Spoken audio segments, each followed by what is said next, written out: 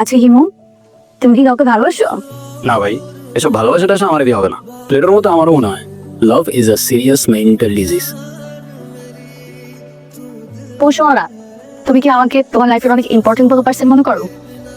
আচ্ছা শোনো, আমরা যখন আমাদের সময় কাউকে দিই, আমরা আমাদের লাইফ থেকে একটা অংশ তাদেরকে দিয়ে দিই, যেটা আমরা কখনোই ফেরত পাবো না। তো যেহেতু আমি তোমার সাথে অনেক সময় কাটাই, তো তার মানে এটাই তুমি আমার লাইফের ইম্পর্টেন্ট একজন, আমার অনেক ভালো বন্ধু প্লাস আমার বেস্ট ফ্রেন্ড।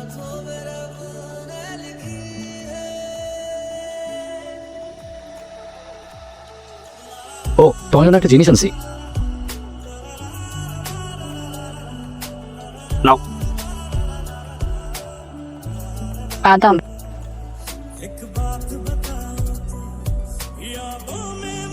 কি ব্যাপার, তুমি আবার কুচো সহকারে বাদাম খাচ্ছ?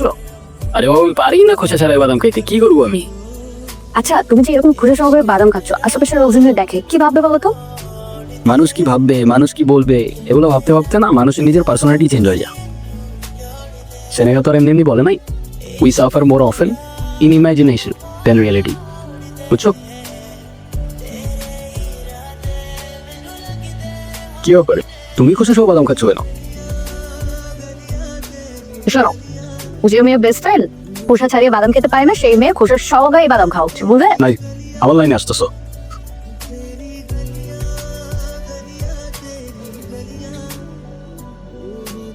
এতদিন কোথায় ছিল তুমি?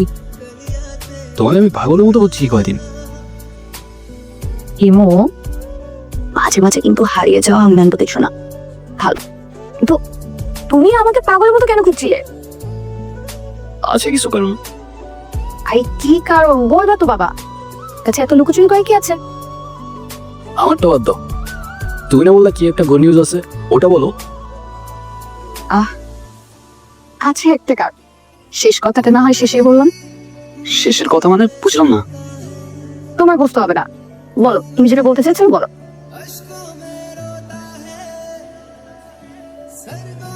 আমি তোমাকে ভালোবাসি ইরা। ভালোবাসি মানে? হ্যাঁ ইরা, আমি তোমাকে ভালোবাসি। সেই ছন্দ ছাড়া হিমু আজকের হিমুতে পরিবর্তন হয়েছে শুধুমাত্র তোমাকে ভালোবাসি বলে। হিমুর জীবনে ইরা না আসলে এই জীবন কখনো পসিবলই হইতো না। এতদিন আমি কিছু বলতে পারিনি ভয়ে যে আমাদের ফ্রেন্ডশিপটা নষ্ট না হয়ে যায়, কিন্তু আমি আর পারতেছি না ইরা। আমাকে ভুল বুঝো না তুমি, আমি শুধু আমাকে পরিবর্তন না, তোমার জন্য যে কোনো কিছু করতে পারি। I love you Ira. দেখো হিমু, আমি তোমাকে আমার ফ্রেন্ড ছাড়া কখনোই কিছু ভাবিনি। আরে আমরা একসাথে ঘুরতাম, আড্ডা দিতাম, আমরা অনেক বেশি পেয়েছিলাম। দেখো তো, এটা না যে আমি তোমাকে ভালোবাসতাম, রাইট? আর তাছাড়া হিমু, আমার বিয়ে ঠিক হয়ে গেছে, আর এই কথাটাই আমি তোমাকে বলতে এসেছি। ও আরেকটা কথা, আজকের পর থেকে আর কোনো দিন তুমি আমার লাইফে দেখা ঘটাবে না। আমাদের আর কোনোদিন দেখা হবে না, এটাই আমাদের শেষ দেখা। ভালো থেকো।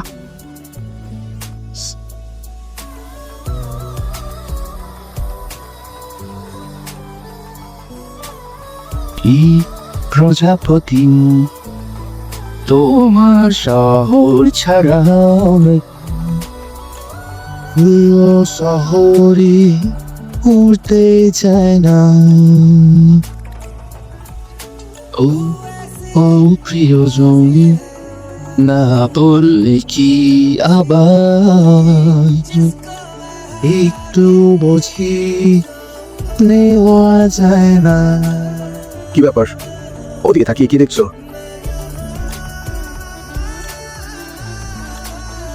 এটা একটু ধরো তো।